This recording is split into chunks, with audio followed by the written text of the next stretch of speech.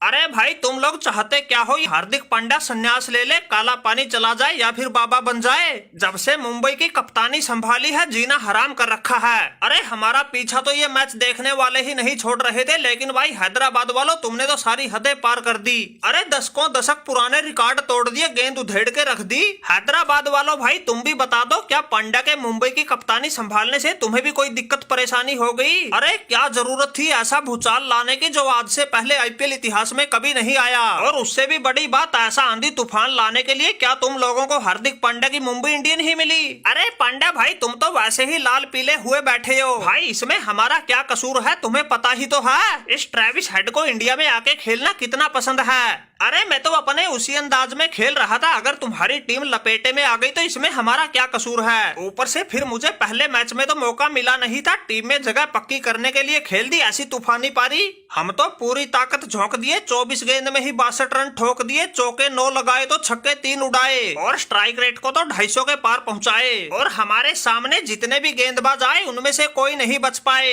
और आउट होने से पहले 7.5 ओवर में ही स्कोर को 110 के पार पहुँचा कर आए। अरे जाने दो भाई, ज्यादा बातें मत बनाओ, हमें तो पक्का यकीन है आजकल सबको ये पांड्या ही खटक रहा है। एक ये देख लो अभिषेक शर्मा, इसको जानता ही कोई कोई होगा, लेकिन ये भी ऐसा खतरनाक खेल दिखा गया, गेंद का ही हेलीकॉप्टर बना गया और स्ट्राइक रेट को ट्रेविस हेड से भी ऊपर पहुंचा गया। हमने तो इस ट्रेविस हेड को पवेलियन भेज के थोड़ी राहत की सांस ली थी, लेकिन ये तो इसका भी बाप निकला। 23 गेंद में ही 63 रन ठोक गया। इसके बल्ले से चौके तो सिर्फ 3 ही आए थे, लेकिन छक्के 7 लगा गया। सभी गेंदबाजों का ऐसा मोर बना गया, समझो कच्चा ही चबा गया। अरे अभिषेक शर्मा भाई तुम तो थोड़ा बहुत रहम कर लेते, तुम तो इंडिया वाले ही थे। अरे पांड्या भाई कैसी बातें करते हो, तुम तो ऐसे कह रहे हो जैसे इंडिया वालों की रगों में तो पानी दौड़ता है। अरे तुम्हारे लिए तो गर्व की बात होनी चाहिए इन विदेशियों के बीच में कि इंडिया वाला भी चमका है। जब देखी मैंने ट्रेविस हेड की पारी, मुझमें भी जोश आ गया। खून तो मेरा पहले ही उबाले मार रहा था, इसलिए मैंने आओ देखा ना ताओ आते ही हल्ला बोल दिया, सभी गेंदबाजों का धागा खोल दिया।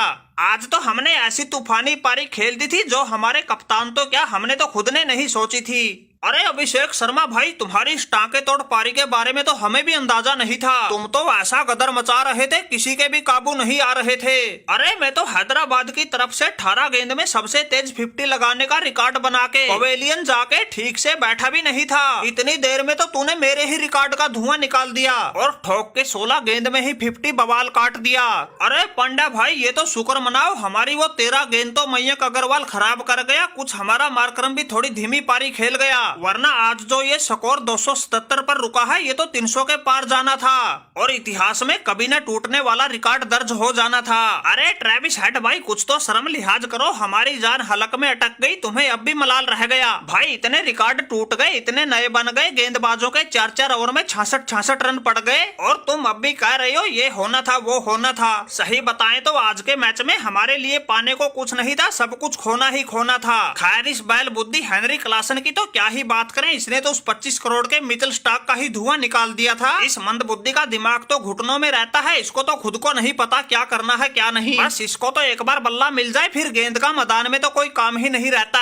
अरे पांड्या भाई शुक्र मनाओ वो बीच बीच में बुमराह आता रहा, हमारा ध्यान भटकाता रहा, इसलिए ये स्कोर 277 तक रुक गया, वरना उस मयंक अग्रवाल और एडम मार्करम की धीमी पारियों का हम